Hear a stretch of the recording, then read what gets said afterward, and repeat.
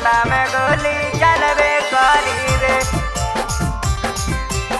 Music by Manikant कौनो सोनू। बोली जे चौहान जी के बोली रे नालंदा में गोली।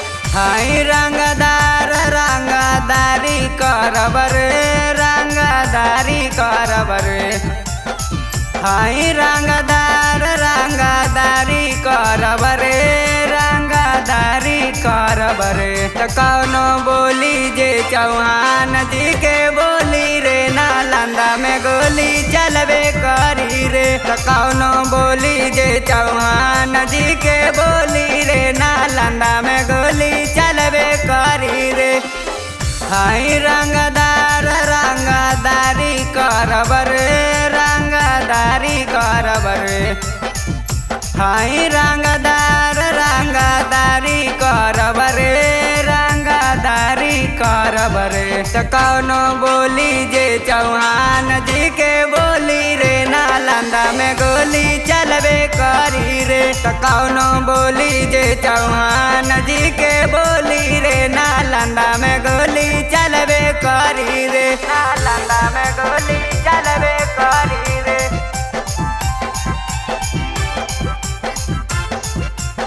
म्यूजिक बाय मणिकांत कौनो सोनू। बोली जे चौहान जी के बोली रे नालंदा में गोली चलबे करी रे।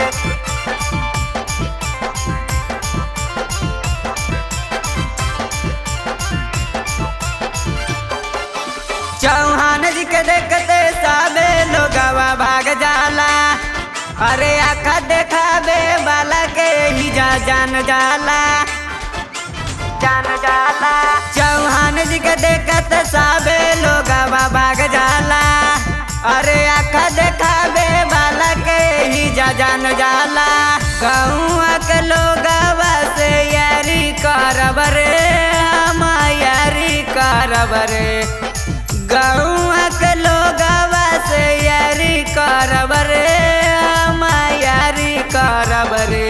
कौनो बोली जे चौहान जी के बोली रे नालंदा में गोली चलबे करी रे। त कौनो बोली जे चौहान जी के बोली रे नालंदा में गोली चलबे करी रे।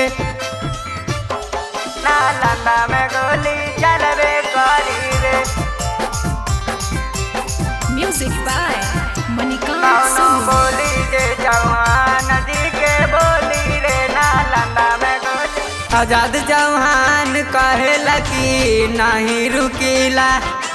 दुश्मन के सीना में 6 गोली ठोकीला ठोकीला। आजाद चौहान कहेला कि नहीं रुकीला। दुश्मन के सीना में गोली 6 गोली ठोकीला। दीपक निराला संगे नाम करब रे हम नाम करब रे। दीपक निराला संगे नाम करब रे हम नाम करब रे।